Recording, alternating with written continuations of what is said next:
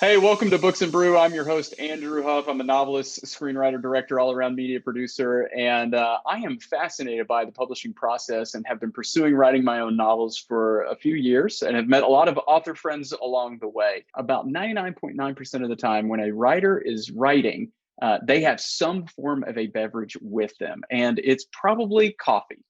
So that's where the brew part of this series comes in. So not only do we get to know some really fun authors, we get to drink their coffee or maybe sometimes something else with them, their favorite kind of beverage that they drink while they write. Natalie Walters is a romantic suspense author whose life revolves around real adventure as a military wife. She's got 3 grown or almost fully grown adult children. And she recently completed a trilogy with Ravel and has another one that's coming out later this year. We're going to find all about this new series that she's working on. So welcome to the show, Natalie. Hey, Natalie, how's it going? How are you? I'm good. How are you? I'm doing great. Oh, I didn't even say this in your intro, but Natalie is in Hawaii. Yes. That's where This she is lives. the sun right here. Yeah. She lives in Hawaii. She writes romantic suspense novels. I mean, come on. Like, you're living the life. Yeah, I mean, I don't get out in the sun all that much because I am in the office writing, but it is, Oh, yeah, I true. do have a beautiful setting to be sure. So I've got to figure out how to write that story that happens on the island. The problem is you are on an Yes. island, so crime tends to stay stuck here. So it's kind of, I'd be like, oh, and he gets on the plane and he gets away, and then end of the story. So Right, yeah. Yeah. So we're going to find out all about romantic suspense that you write in just a minute. But first, here's the other funny part. So I didn't mention that you live in Hawaii. Also, we're not drinking coffee. no The coffee. one author I know that's not going to drink coffee. The What are we drinking, Natalie? 1%.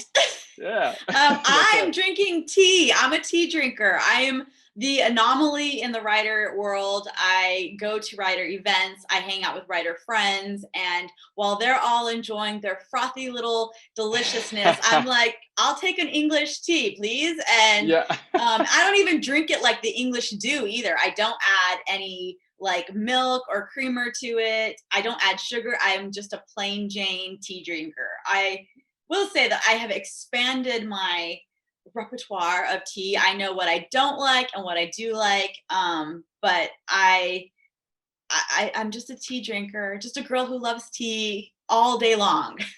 That's great. That's totally fine. It fits with the Books of Brew motif. We brew it.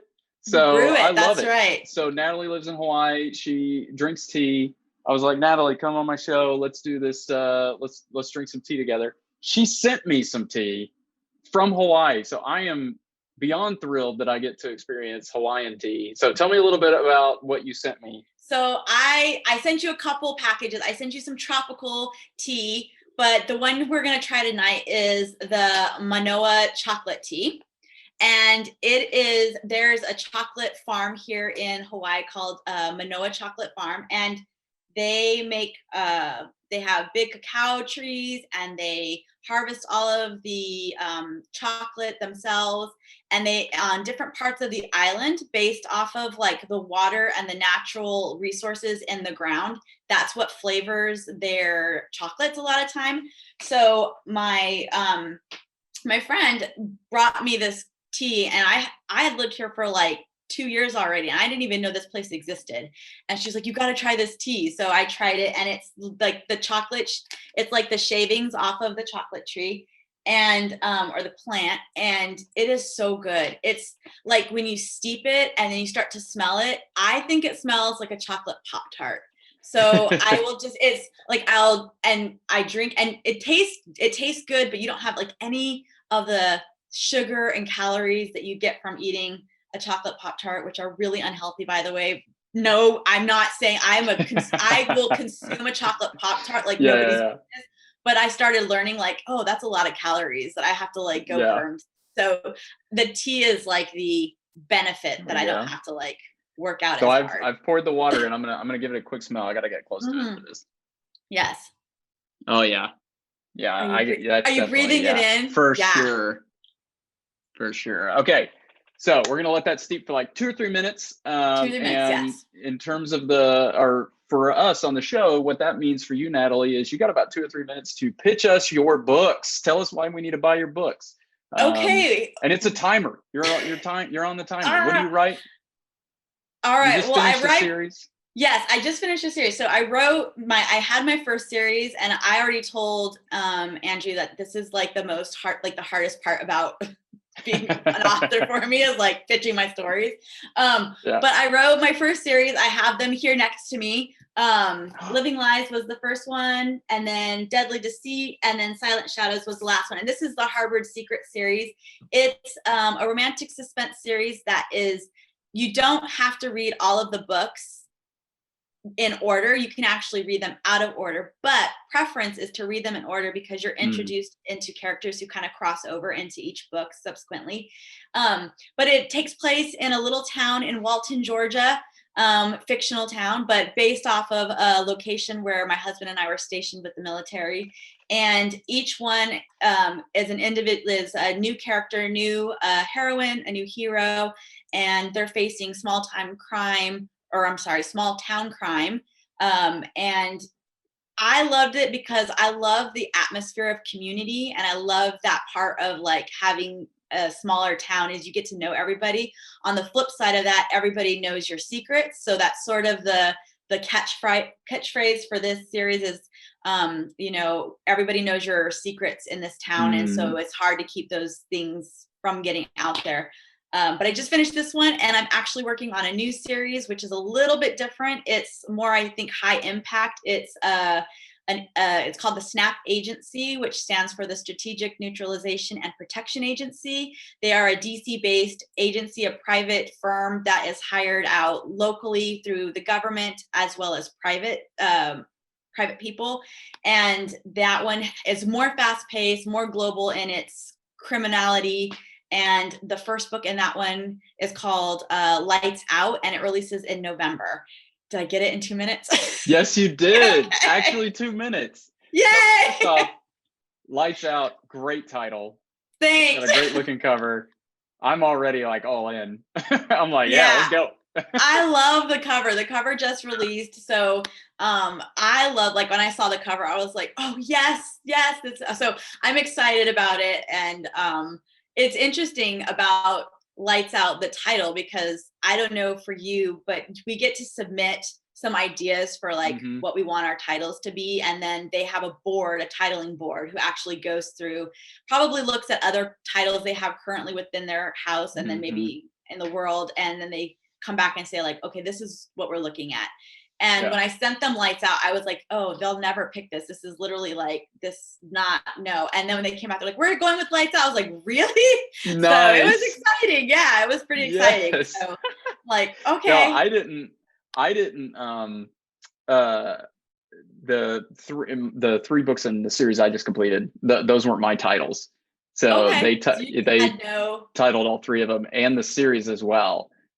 I think I'm trying to remember. We may have just collectively brainstormed the series title, and eventually it came to something. But yeah, like that is fantastic that was your original title, and I'd be interested to know that actually, like with other authors, like how many of your, especially authors who've written a lot of books, how many of them kept the same title versus how many of them, and it's a process of like seeing what else. I think you just said this, what else is on the market. And so it's not, it's not that they're like, oh, you're terrible at writing titles. Right. Yeah. Well, it's but they know more about like what people will be interested in and what other people are writing and all that kind of stuff. So I will say that I'm working on book 2 in that series, and I'm really hoping they change the working title now. Not good.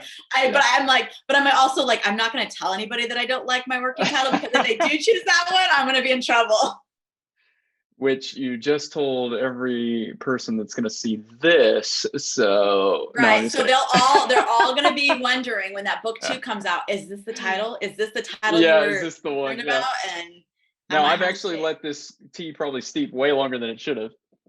I don't think you can let the chocolate one steep long enough, because I feel like the longer you steep it, it's just the more chocolate's going to seep into the water. Now for the viewers, they're gonna see the angle of this, all the tea dripping out of my little cup here into the. I've got this little. I don't know. I don't even know. There's probably a technical term for it. I'm not as much of a tea drinker. We already talked about that, but. Well, I think, yeah, you're just like the There we little go. steeper. I don't know. Yeah. I don't even know that. All I right. told you that I'm not like, am not like a really high maintenance tea drinker. So I don't know all the technical terms either. And I probably Now, would severely disappoint the British with my tea. yeah. So we got the cup here. We got the tea in it. We also have, Natalie sent along not just the tea, but these Maui Caramacs, which is like macadamias, I think, covered in chocolate and caramel. Yes. Ridiculous. So that's going to go with it. We're going to do both. Yeah. So Yeah. it's time to jump into the tea. Here we go. Taste test. Right.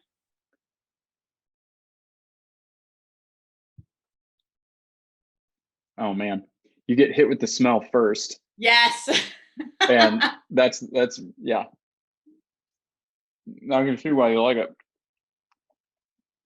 Oh, so you took too big of a bite. When you're Is there such a thing as too big a bite with chocolate? I'm not really sure. Well, it's when you're on camera. So you mentioned bloopers before. Like, we're gonna do bloopers because I took a big bite, and you're just gonna sit there for so long watching me chew on this. Especially because it's like take caramel. Small bites. I take small bites when you're on camera. This is great. Yay! Yeah. I'm not supposed to review the tea until later, so forget that I said it was great. We got our tea. So you get your tea, you're writing, you're in the middle of writing book 2 of the new series. And so tell me a little bit about your writing process. One of the things that I know about you, Natalie, is that you're a romantic suspense author who needs a lot of help writing romance. Which, it's true. I am not even a romantic suspense author. And yet, I mean, I put romance in my novels, and that is absolutely the like, I didn't have as much of a romance in the first book of my first series, but because the characters were getting introduced to themselves, they didn't really have much, And the second one, like, my development editor was like, well, know what we're going to be working on. I was like, I tried. Yeah, it's so hard. I feel like romance is hard for me because there's things that I find romantic, but they really have nothing to do with, like, I don't know, the touchiness, the kissiness. Like, I think a lot of people tend to think like romantic suspense means, oh, it's the kissing scenes, it's the lovey scenes. And for me, I like a kissing scene, but I love a hand-holding scene. Like, I feel like that is so intimate, and it's just like, so I think everybody has a different version of what they consider to be a romantic thing. So I struggle with it because I'm like, how much is too much? How much is not enough? Like, and so I try to make the romance or increase the romance in my stories through gestures of like, what does the character do for the other character? And how can I love humor. I think humor is super romantic. So I like when characters make each other laugh and they have that chemistry of like teasing each other and kind of the playful snark with each other. I think that is so endearing to the characters. And the big issue with, I think, romantic suspense is you have two characters who, like you were talking about in your first book, not a lot in the first one because they're just meeting each other.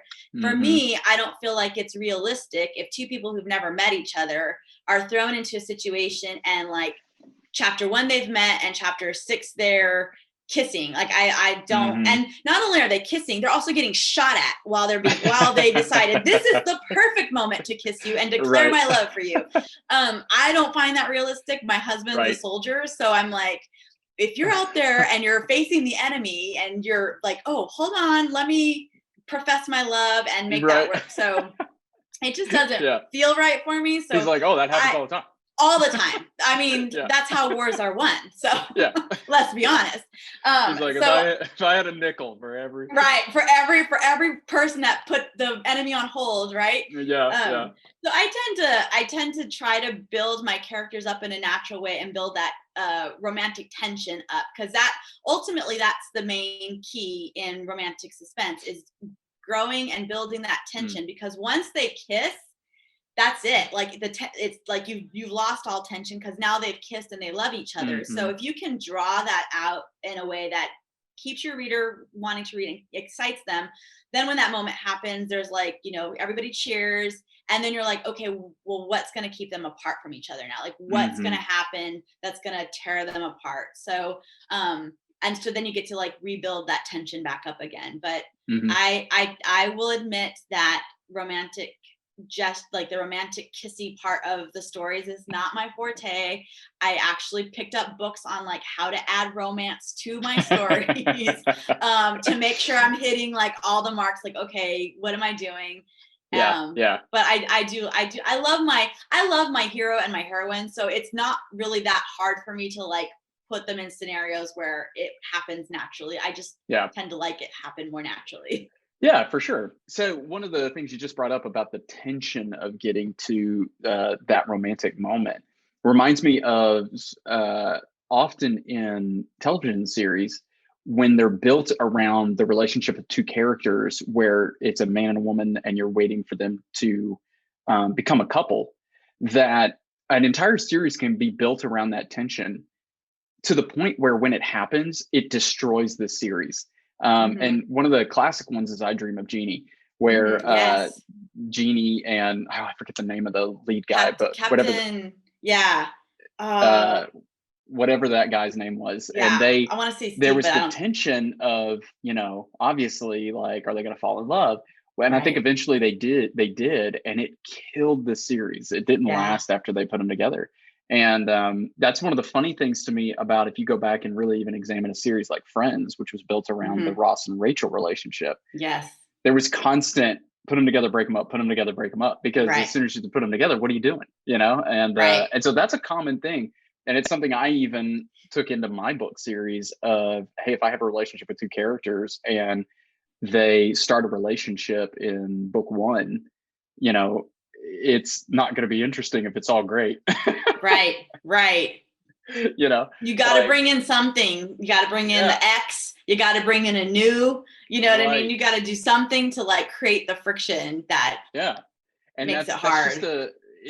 So then this goes to the second thing I was going to say is, in terms of you getting books to help you in terms of how you write it, is I think sometimes people get maybe think so much of it is just making things up in terms of writing, when there's actually a lot of technique and a lot of, I almost want to say rules, but it's not even really rules, but it's like these things work. They work for a reason.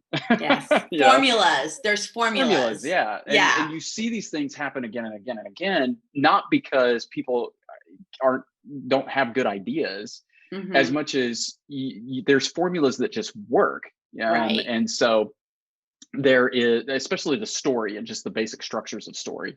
And so I don't shy away from that. I think the creativity is doing the same thing, but making it feel fresh. Yes. And so you're taking those cues from other things that you're seeing. You're taking the cues from the books that you're reading. You're learning the technique. You're learning the formulas, and then you're putting your unique spin on it. I guess when I started writing, I didn't realize how much learning there is to be done to be able to write. So I'm always interested in like, okay, what is someone else's process? How is somebody else doing this part of it? How is someone writing romance so well? And I think a lot of that, as much as it is reading craft books, is reading books and saying like, oh, what did Andrew do that was really good in this action scene? Like, why was I so gripped to this particular scene or whatever, like what made it stand out to me? And by doing that, you start to pick up little nuances that you're like, oh, okay, this was why I was so nervous, because really he built up the tension and made me care about the character. So then I can apply that to my own story and say like, how can I make my readers really care about what's going to happen to my character. Because there's times when I'm writing, particularly with the first book of this new series, I was like, nobody's going to care about my character. They're like, well, I don't care about her. Like, I don't care about this character. Why would anybody else care about this character? And so I had to go back in and really find areas where I'm like, okay, I need to bring this up about her, make it more personal, deeper point of view, so that people can see like, oh, she's had a really hard life, or this is really, this happened to him. So that's the creative aspect. I think that's the freedom in it, where you can still follow the 3-act structure, or you can follow the formulas, and you're able to add the freedom by bringing your own life experiences into your characters and pouring that creativity into it. So if you look, I mean, what they always tell you, like, if you look back at Shakespeare, every story is the same story. It's just told in, a million different ways from different points of view. So I think that's the comfort of a story, is we know certain things are going to happen, and that helps us, when we get to the end. Yeah, absolutely. For me, when I was writing, and I probably shouldn't admit when this happened, because I was already Were you already contracted? Maybe. But there was definitely a moment where I realized talking about education, talking about the training, talking about learning, where I went from struggling and needing to always remind myself to then automatically it's almost that muscle memory. I don't know if this happened to you, but for me, I always struggled with point of view, like being really deep in a character's point of view when I was writing a story. And I don't know, I didn't even know when this was, or not when, but like specifically what I was working on when it happened. But I do remember just this getting over the hump of it, to the point now where I'm like, oh well, yeah, now I know when the POV doesn't work. Right. Like it's a natural thing now. And it took so much of the training, but then also obviously putting it into practice and like trying it and going back through and editing and trying again. And like, I rounded the corner at some point to now where I'm so much more confident going in writing, because it's like, okay, now I know I still make some of the same mistakes if I'm just like, just going through like crazy, or just not having an off night or whatever.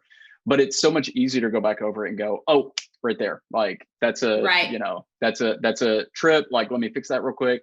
And I don't know if you felt the same thing. Yeah, I think that, so for me, writing the first draft is the hardest, because I'm trying to perfect the writing of it, because I already have the story in my head and it's playing out in scenes like a movie in my head, and I'm trying to write it down, and it's not like transcending from my brain into the page the way I want it to, because I want it to be perfect. I'm like, so I get caught up in that. It's in the editing process when I do my read through that I'm like, okay, I can see where I need to add more of this. Like when I'm reading it, it's almost like I can switch my brain to a reader perspective as opposed to a writer perspective, and see like, oh, this isn't working for me, or oh, this isn't. So for example, you would think like this was my fifth book, like the fifth book in, I was like, something is not working with this first chapter. And the first chapter is like the hook chapter. Like it's the chapter that you have to have perfect.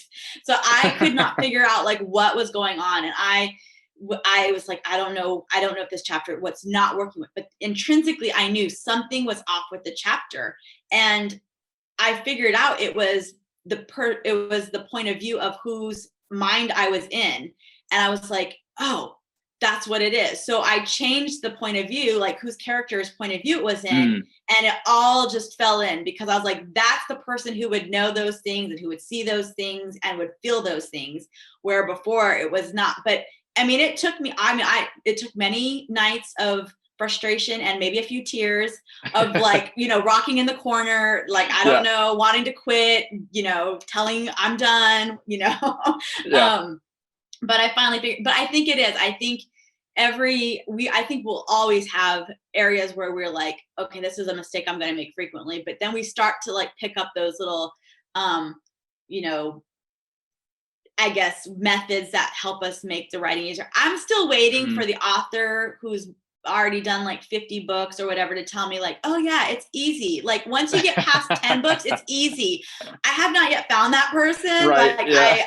I'm like, will someone tell me when it's just going to come naturally to me? Like when I look at the blank page on the new book that I'm like not going to have a panic attack and tell myself, I can't do this. I can't do this. Like it's going to happen. Like it'll happen. It's a process, but nobody's been able to confirm to me when that number is where I'm just like, I can write a book in my sleep. It's not going to be a learning process. Yeah. Oh my gosh. Yeah. We could keep going because I'm writing the first one in my new series, and like, yay. Gosh, the first part of the year for me was like just that, like, oh my gosh, almost I don't know how to do this. Yeah, that's how I feel every time I open up a blank document. So if there's any writers watching this who are new to this game or whatever, it still terrifies me to look at the blank page to start a new book. I really tell myself every time, I don't know how to do this. Like, I don't know how to do this. So, but then you just start writing and eventually the muscle memory kicks in and you can start seeing like, okay, I can do this. And then you'll get like a little bit in and you'll be like, this is rubbish. I'm throwing it away. I don't know what I'm doing. I need to go find a part-time job somewhere. Yeah, right. So, but it all works out in the end. Yeah. Oh yeah. I'll give one more tip too, if anybody is watching who wants to be a writer, and then we'll review the tea. But my thing too is that the moments where it's all just flowing are so cool, where you're just like in the zone and it's you can see it as clear as day and you're writing, and those are really, really cool. There's just as many times where you're like, I'm just going to start writing words and maybe it'll form a sentence, you know? I have written just as many times. Yeah, I have written chapters of 5,000 words that are just words. There's no rhyme or reason, and I have to go in and like chop suey it all up to like try and figure out how to get it all together. Oh my goodness, it's so hard. But you know what? You got to do it. Like those are the nights where I'm like, I got to at least, it may be 200 words, but I'm going to write 200 words and that may be all I get out. But you know, and they may be the worst. I'll have to go fix them later, but but at least, you know, it's continually going back to it and doing it over and over and over again. You break through eventually. So, all right, T, hey, you know what? Here's what I'm going to say. First, I'm going to give you, here's what's funny. Natalie. Well, first tell me, how do you grade coffee? Like, are you doing like on a scale of 1 to 10, a 5-star rating? Like, so I know what I'm competing against here. Yeah, dirty little secret of Books and Brew. I'm probably never going to say I didn't like a coffee. That feels rude, you know? So I'm going to focus more on things that I like. So what I was going to tell you is that, you know, we've talked about how I've not been that as big of a tea drinker until lately. I've been more of a tea drinker. I'm also, I like chocolate, and I will have a little bit of chocolate sometimes with coffee. But I'm not like, I don't like do chocolate tons. So this is chocolate tea, right? Yes, chocolate tea. It was really good. Yay! It was really, really good. And I'm not saying that to be nice either, because, you know, I'm not going to get off the the call and be like, oh, I'm not gonna be rude. Throw this away. No, this was really good. This was really, really good. I've drank most of it, and I'm actually gonna drink more of it. So if that tells you anything. That's great. I love it. I think it's one of my favorite. It'll be the one thing that I probably will have somebody send me, or I have to order online from Hawaii. Oh yeah. I won't be able to find it on the mainland. So yeah. Really, really good. Thank you so much for sharing that. I'm so excited that I got to see. That's the other fun thing about this is, like, I never would have been able to try chocolate Hawaiian tea. Like, this is so cool. And it was good. You've been a great guest. Tell everybody watching where they can find you, platforms, give us the spiel. All right. So I am on Facebook, Natalie Walters, my author page. I also have Instagram. I think that one is Natalie Walters _writer. And then I have a website, which is probably the easiest way to get to all of the links for social media. And that's www.nataliewalterswriter.com. But Very please cool. You can check me out on social media. I love connecting with readers, so or friends or fans. That's right. Yeah. You can read all about the novels I write at my author website, andrewhuffbooks.com. I'm also on basically every social media platform there is. You can find me on Facebook. You can find me on Twitter. You can find me on LinkedIn, Instagram, YouTube. I'm trying some of the new weird ones out. Like, who knows? We'll see if one of those gets going. But this has been Books and Brew. Thank you so much, Natalie, for being on here and sharing with us about your writing process. And thank you all for watching. I hope we all get to grab coffee or tea together real soon. So we'll see you later.